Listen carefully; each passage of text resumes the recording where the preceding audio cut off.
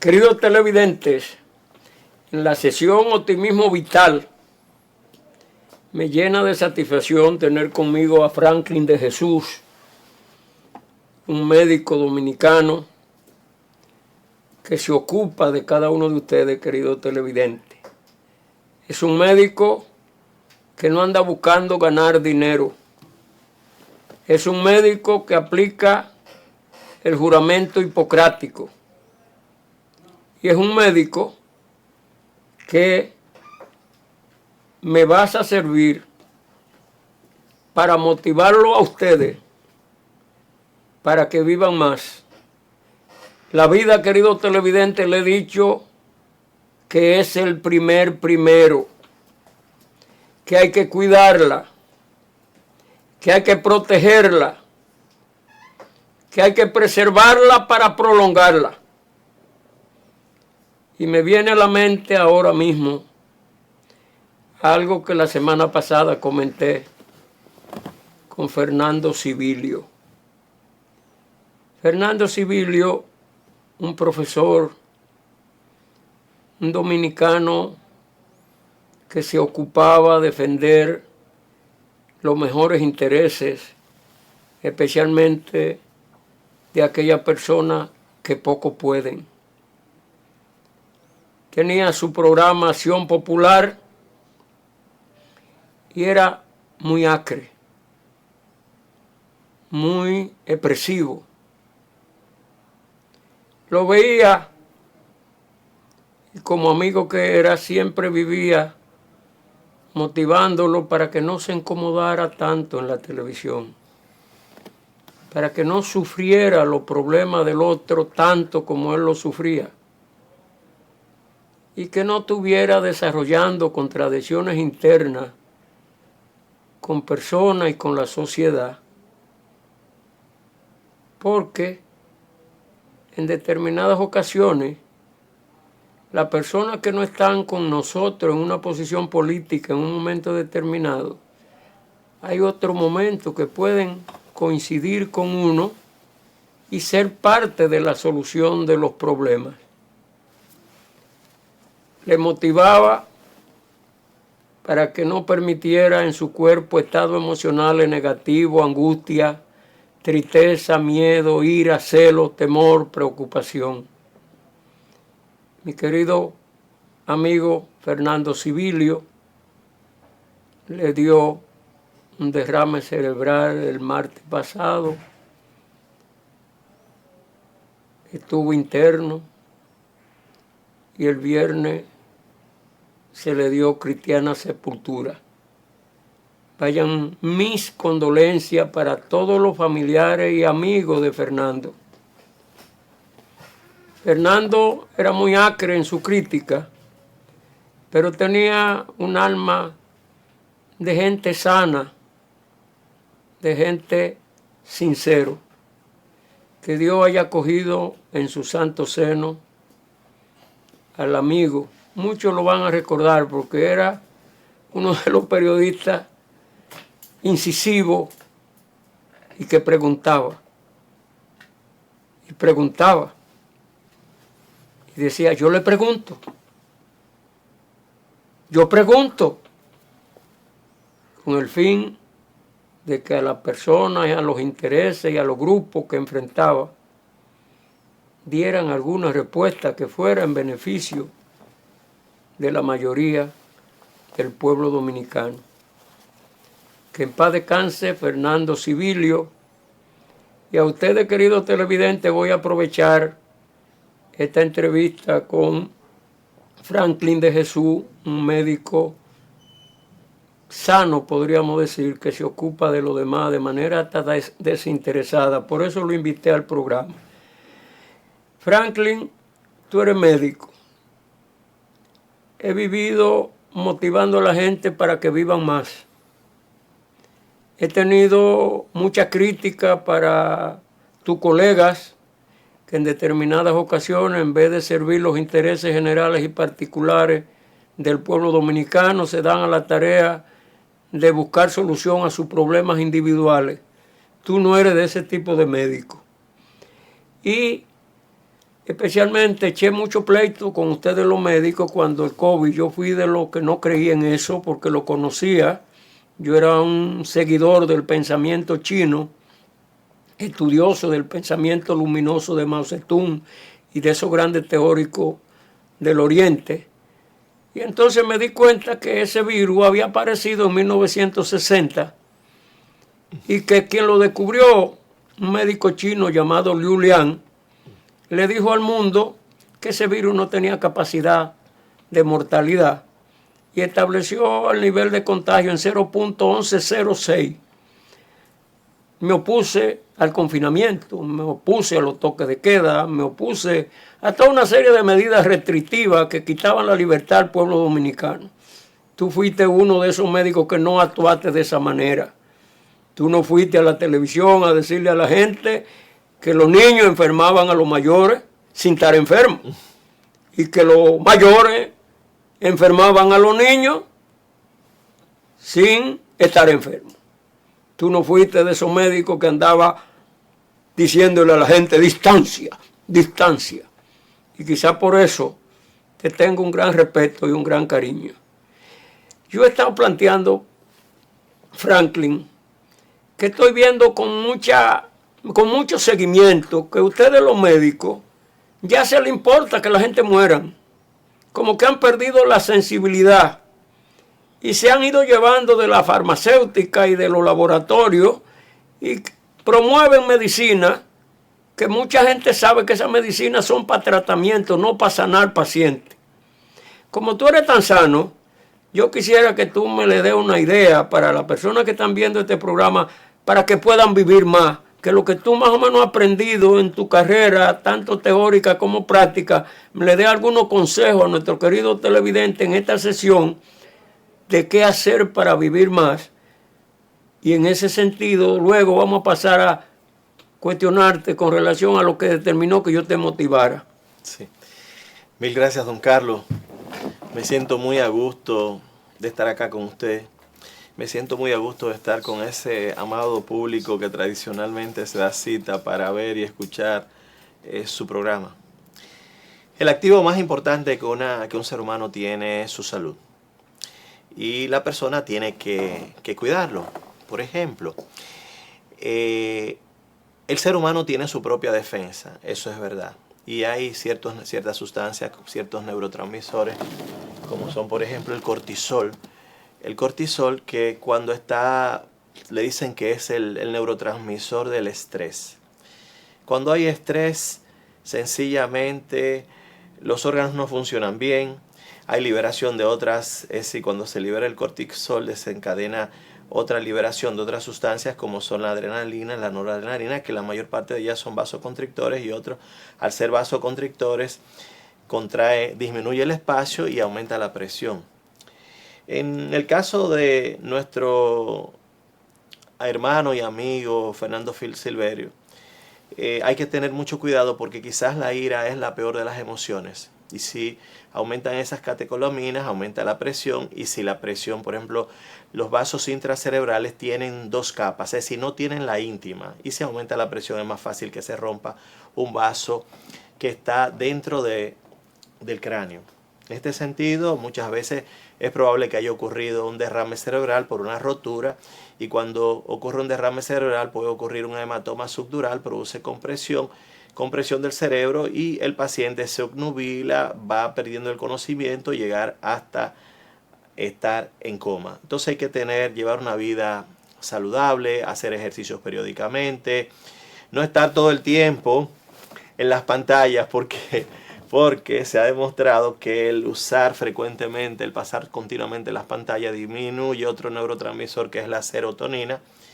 Y se ha demostrado que la disminución de los niveles de serotonina lleva a las personas a depresión. Por eso hay tantas depresiones en jovencitos hoy en día. Y mucho más cuando la utilizan en las noches, cuando este cortisol va disminuyendo, sobre todo después de las 10, 11, 12, 1 hora de la mañana usando pantallas. Lógico que va a disminuir el colesterol y van a disminuir los niveles de Estoy hablando del cortisol y los niveles de serotonina. Entonces, llevar una vida suave, preocúpate siempre por aquellas cosas que tú puedes cambiar, las cosas que no pueden cambiar, es decir, que están fuera de tu autocontrol.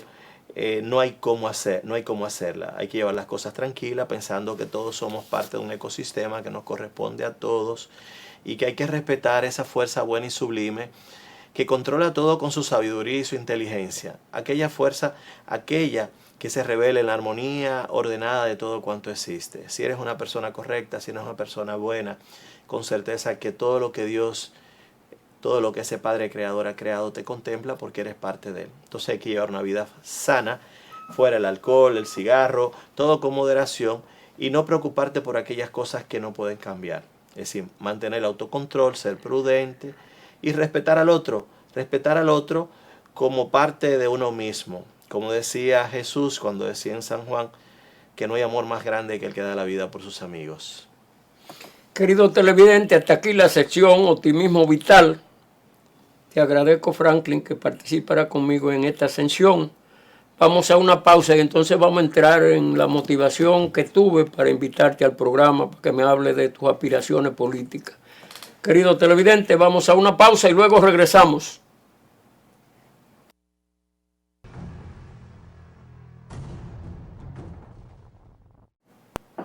Queridos televidentes, Franklin de Jesús es un joven médico que es especialista en cirugía plástica. En esas áreas siempre hay muchos escándalos porque en determinadas ocasiones la falta de experiencia, la falta de tratamiento de personas de ese tipo que van a hacerse una cirugía plástica, etcétera, etcétera, crean fama y difama de los médicos especialistas en estas áreas. Este joven médico que tengo como invitado en el día de hoy es de los escasos médicos del país que no se han visto envueltos en escándalos en esa área donde él prácticamente trabaja. ¿Qué ha determinado? Porque yo que te conozco, sé que tú utilizas la política para servir a los demás sanamente. Y como utilizas la política para servir a los demás sanamente, trata siempre a tu paciente para que el trabajo que le hace le garantice vida y prolongación de la vida. Aquí en el país se vive hablando en contra de lo político. Y tú eres uno de los escasos políticos que casi nadie habla mal de ti. Explícamele a nuestro querido televidente cómo te manejas como profesional de la cirugía plástica y cómo ha podido garantizar el objetivo de una mujer que va y se hace una cirugía para embellecer y no muere. Sí, don Carlos, realmente una pregunta bastante interesante. Usted sabe que tanto en la política como en la medicina existe lo que es el factor humano. Es el ser humano el que decide ser correcto, incorrecto, el que decide, por ejemplo, el que decide ser una buena persona, el que decide ser justo, injusto, el que decide usar el poder a favor de un interés individual, de un interés de un grupo o interés colectivo en base a un bienestar, a un interés general, un bienestar colectivo, un desarrollo integral de todos. Es decir, es el ser humano quien elige ser la persona que quiere ser. Hay personas que quieren ser incorrectos y otras que quieren ser respetables. Entonces, dentro de la medicina hay gente que agota todos los pasos que hay que dar, se forma, cuando llega un paciente hace una evaluación bien minuciosa para determinar todos los factores de riesgo que son necesarios tomar, todas las medidas que hay que tomar para evitar que un insuceso vaya a ocurrir, y lo más lógico es que no ocurra. Ahora, ¿qué ocurre? Aquí en el país no se examina ningún profesional, aquí no tenemos no es necesario tener un board, no es necesario tener un examen federal para tú especializarse, para tú ejercer una profesión, porque un S4 te da la posibilidad de ejercer la medicina en todo el territorio nacional, luego de haber terminado la medicina, haber hecho un año de internado y eso por ahí entonces está las personas lo que deciden ser buenos y lo que deciden ser correctos. Es decir, el camino académico tradicionalmente es bastante pesado, porque tradicionalmente si son 40, 41 para elegir 3, solamente son esos 3. Pero no crea, por ejemplo, en base a que esos 30 y vamos a suponer esos 38 no van a dejar no dejar de ejercer. El grupo de nosotros en Río de Janeiro éramos 50 estudiantes. 11 aprobamos lo que fue, aprobamos 10, 11, 9, aprobamos todos los años lo que es el curso anual. De esos 50 estudiantes, al final de 3 años, al final, en el caso de nosotros 5 años de formación, nos presentamos un examen escrito, federal escrito, solamente 7 aprobaron. De esos 7 vamos a un examen oral y 5 de esos aprobaron ese examen oral. 5 graduó la Sociedad Brasileña de Cirugía Plástica. Es decir, en Europa existe lo mismo. Entonces, ¿qué pasa? Acá, como no se examina a nadie, tanto eso, hay muchos aventureros y muchos que ni siquiera son médicos que se dedican a hacer procedimientos, hasta odontólogos que se dedican a hacer procedimientos y muchas veces hasta en consultorio. Entonces lo más lógico, si no toma todas las medidas de lugar, lo más lógico es que pueda ocurrir algún insuceso, a pesar de que nadie está exento de nada. Creo que vino un cirujano norteamericano en 1980, en los 80, 85, y fue a Sao Paulo a presentar un trabajo. Y ese cirujano norteamericano dijo que no había tenido ninguna complicación nunca. Entonces, no tener ninguna complicación, creo que el profesor Pitangui se paró y le dijo, bueno, todo parece que usted no ha operado, porque hay algo que se llama respuesta endocrino-metabólica del trauma, y que las respuestas biológicas de los pacientes son inherentes o propias a sus condiciones clínicas, su genética, su herencia, y hay pacientes que te pueden hacer una complicación. Ahora lo más adecuado es que esté debidamente preparado, de tal manera que resolver lo que haya que pasar. Nadie está exento de nada, pero es mucho más frecuente que le pase a aquellos aventureros que se aventuran a hacer cosas sin tener la formación, sin haber tenido la titulación que te ejerce. Entonces, hacer eso en cualquier sistema es para cancelarte ipso facto el derecho a ejercicio. Hay muchos que hasta delegas tu trabajo porque en el fondo has elegido ser no respetable. Franklin de Jesús es un político, y de lo político que se inició desde muy joven y que cree en la política para, como decía su organización, para servir al pueblo. Franklin está aspirando a ser diputado por Fuerza del Pueblo. No, por el Partido de la Liberación Por el Partido de la Liberación Dominicana, que prácticamente tiene como principio ese contenido de servir al pueblo. Tú sabes, Franklin, que en tu organización se ha estado señalando que muchos dirigentes abandonaron los principios que se enseñaban en los círculos de estudio, y en ese sentido algunos degeneraron en llevar a cabo acciones que hasta ha determinado ir a la justicia. Tú eres un joven dirigente que te ha mantenido con los principios. ¿Qué te ha inspirado para ser precandidato a diputado por el PLD? ¿Y qué tú le ofreces a la gente que como yo te tenemos aprecio sí, y que quisiéramos que algún día se siguieran desarrollando políticos con esa cualidad de ética profesional, con esa calidad de hacer de la política algo que no esté tan criticada por muchos, porque creen que los políticos lo que andan es buscando soluciones personales? Sí, pero a pesar de todo somos más los que vemos la política como una entidad de servicios, de tal manera de generar bienestar en la sociedad, de tal manera que pueda existir una respuesta positiva en cuanto al mejoramiento de la calidad de vida de la gente.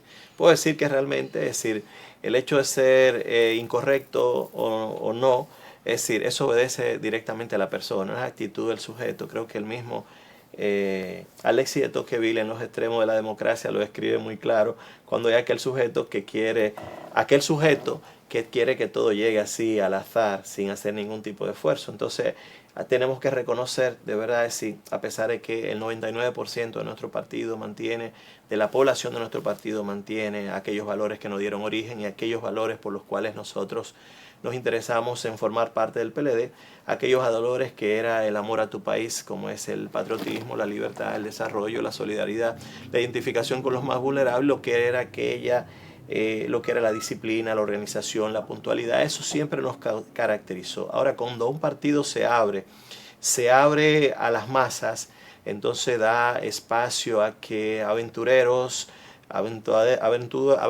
captadores de renta incursionen y vean la política como un mecanismo de protección personal, de protección de los intereses, de acumular capital. ¿Y qué ocurre?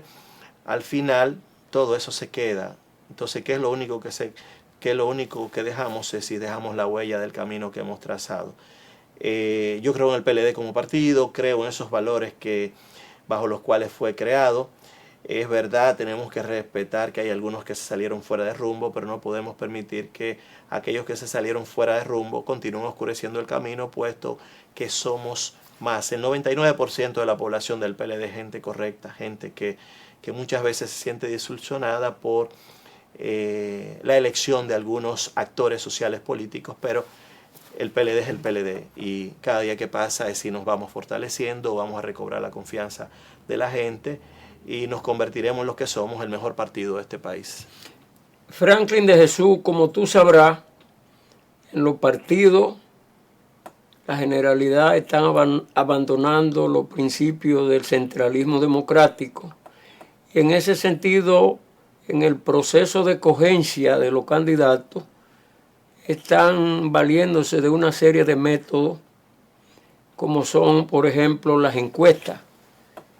Y entonces ocurre que dirigente nato como tú, que tiene tus organismos y que tus compañeros te conocen, teniendo una aspiración a un cargo, dirigentes, militantes, simpatizantes y hasta los principales ejecutivos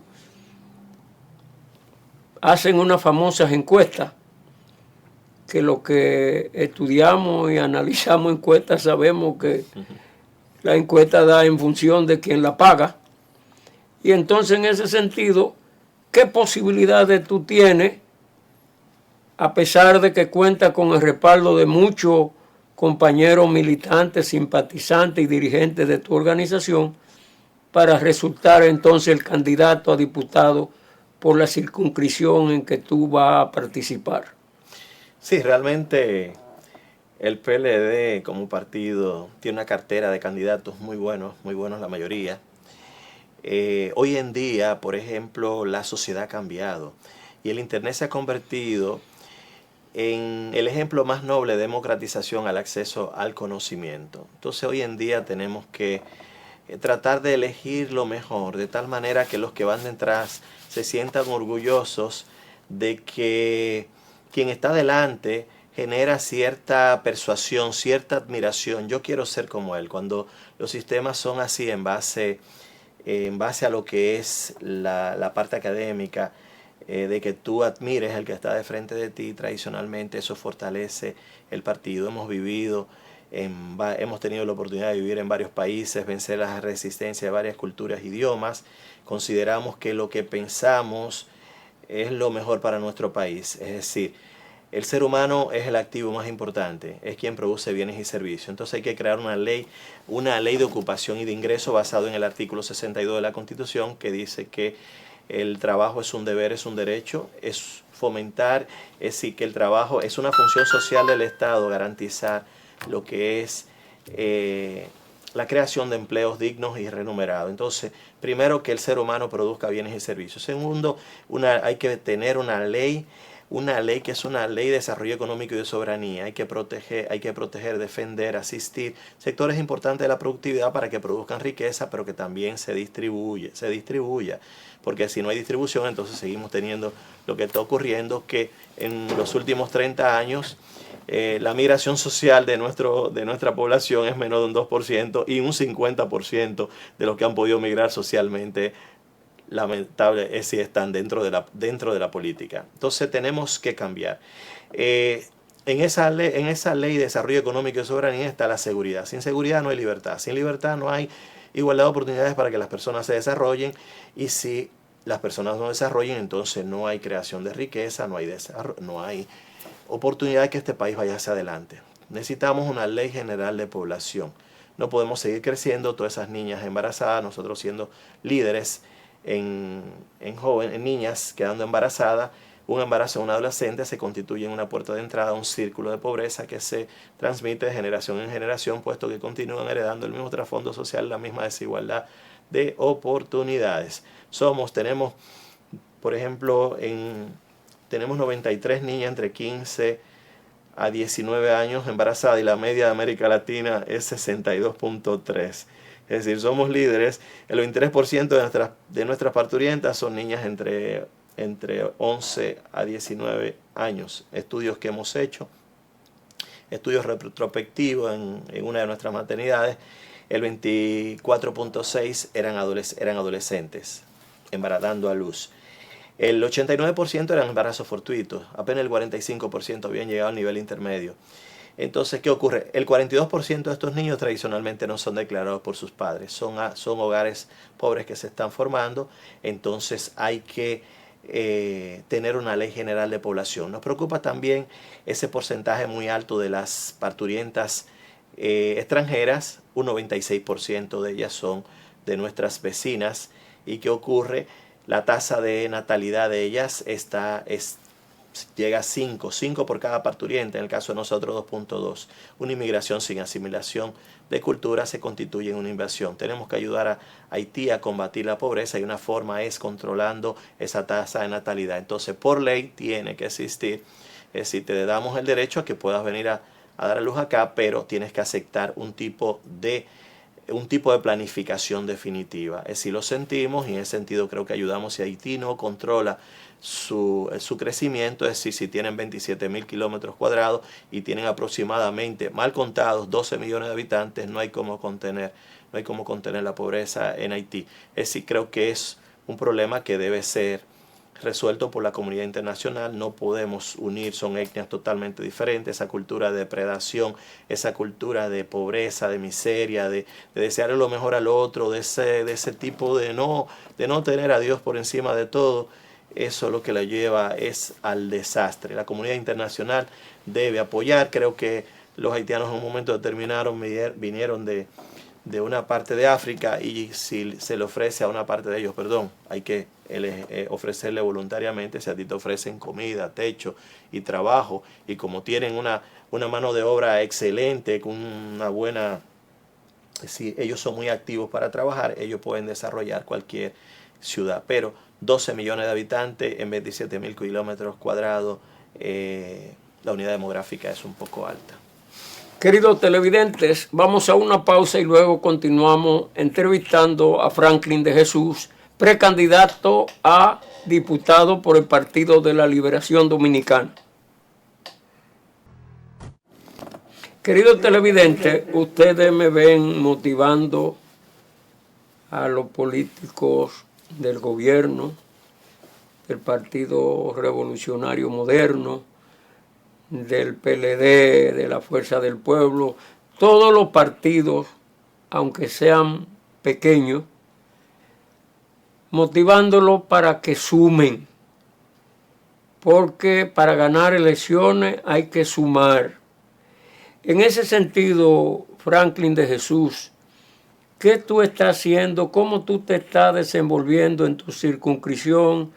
¿Qué criterio tiene tu partido y tienen la gente de tu circunscripción para que tú seas un diputado que represente los mejores intereses, ya no solo de tu circunscripción y del Distrito Nacional, sino que también represente los intereses hasta de los que son contrarios a ti partidariamente? Realmente una pregunta bastante interesante, don Carlos. Realmente el partido está haciendo todo lo posible, y creo que solamente mantener aquellos valores que nos dieron origen. Hay que ver que para que un gobierno funcione tiene que tener un liderazgo institucional, es decir, lo que son instituciones, funcionarios y lo que son los líderes. En el caso de las instituciones, que den rápida solución a los problemas básicos que se presenten, funcionarios que sean eficientes y líderes que conozcan todo lo que es el aparato productivo y que lo guíen por una senda de desarrollo y de progreso. En el caso de nosotros particularmente, si nos interesa, el activo más importante que un país tiene es el ser humano. Entonces tenemos algunos proyectos para integrar a los jóvenes, es decir, hay que invertir en el ser humano. Un país pobre continuará exportando materia prima con poco valor adquirido. Un país rico invierte en el ser humano y la inversión en el capital humano es mucho más rentables. Hay que crear programas de jóvenes construyendo un futuro, es decir, invertir los jóvenes educando, formando, capacitando, dándole acceso a lo que es el crédito. Vemos que tenemos 75 empresas por cada 1000 habitantes. Si duplicamos esa cantidad y de 75 la llevamos a 150, aunque sean la mayor parte micro y pequeñas empresas, el problema del desempleo está resuelto. Entonces tenemos que ir combatiendo los que son los monopolios. Si el Estado, por ejemplo, tiene que crear lo que es la necesidad del mercado, si el Estado, por ejemplo, va a comprar papel, no se lo compra a uno solo, cómpraselo a las 200, a las 800, a las 1000 empresas que hay, de tal manera de que la riqueza se distribuya y que las cosas funcionen mejor. Creemos en la juventud, creemos esa fuerza de trabajo. Si tú lo capacitas, lo formas, produce bienes y servicios, si al producir bienes y servicios se desarrollan, adquieren autonomía, capacidad de suplirse todas sus necesidades básicas y lo que habla de autorrealización como individuo y como persona. Es decir, creemos en ese proceso de liberación. Lo que hemos tenido hasta este momento es un sistema de esclavitud. Esclavitud porque sometes al otro a ser pobre. Lo conviertes en una mercancía, en un activo y después lo único que interesa es sacar los beneficios de esa inversión que hiciste. Entonces, ¿quiénes se quedan con la mayor parte de los recursos de ese gasto público? Los inversionistas de la política, aquellos lobistas que no son empresarios tradicionalmente, la mayor parte de ellos, sino que compran un producto determinado en un lugar, en la India, en la China, y luego lo compran a 5 y lo venden a 100. Entonces, si seguimos así, este país no se va a desarrollar. Entonces hay que crear una cultura diferente, una cultura en defensa de lo que es común, porque lo que es común nos afecta a todos. Si tú no defiendes lo que es común, entonces no tendremos lo que es una buena infraestructura del transporte, no tendremos, por ejemplo, lo que es un buen nivel educativo, un nivel de educación, no vamos a tener el aparato de justicia que necesitamos, no tendríamos lo que es un desarrollo económico local de cada comunidad, no tendremos lo que es un buen desarrollo humano y nos vamos deteriorando. Entonces queremos plantear un cambio de cultura como una alternativa hacia otros valores, hacia otra visión sobre lo que debe ser calidad de vida, hacia otro concepto de lo que debe ser el Estado y lo que debe ser el manejo de los recursos que deben ser en base al desarrollo de las personas. Tú puedes tomar prestado, no podemos seguir como hemos seguido en los últimos años, que cada año hemos aumentado más de 40.000 millones de pesos lo que es la nómina pública. No, ni podemos seguir gastando, por ejemplo, que el gasto público sea un 19% de lo que es el Producto Bruto Interno y apenas recaudamos un 15%. Es decir, recaudamos 17.000 millones aproximadamente y nos gastamos 21.500 millones. ¿Me entiendes? Entonces realmente hay que cambiar, tenemos que cambiar. Si tomas prestado, tomas prestado, pero para invertir, por ejemplo, todas esas intersecciones de las Lincoln con la Kennedy, la Núñez de Cáceres, es decir, todas esas intersecciones tienen que ser de 3 niveles.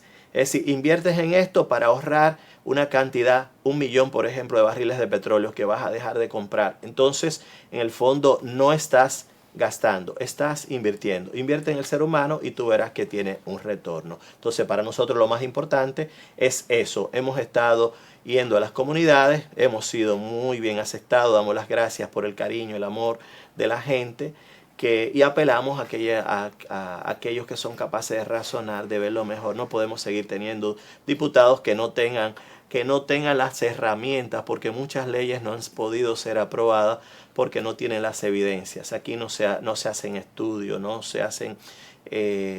y si uno hace estudios retrospectivos para tú darte cuenta, para mejorar, entonces no hay cómo mejorar la situación en nuestro país.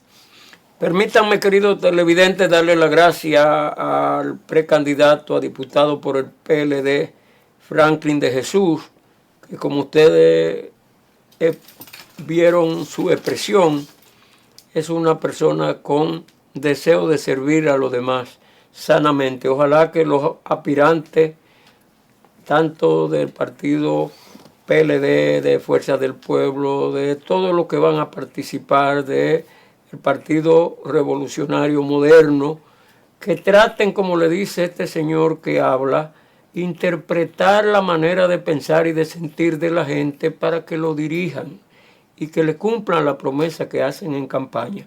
Querido televidente, estamos llegando al final de su programa El Poder de la Verdad del día de hoy, y como lo decimos al final, recuerde que hoy es el primer día del resto de su vida. Disfrútenlo, diviértanse sanamente y que el Todopoderoso le acompañe.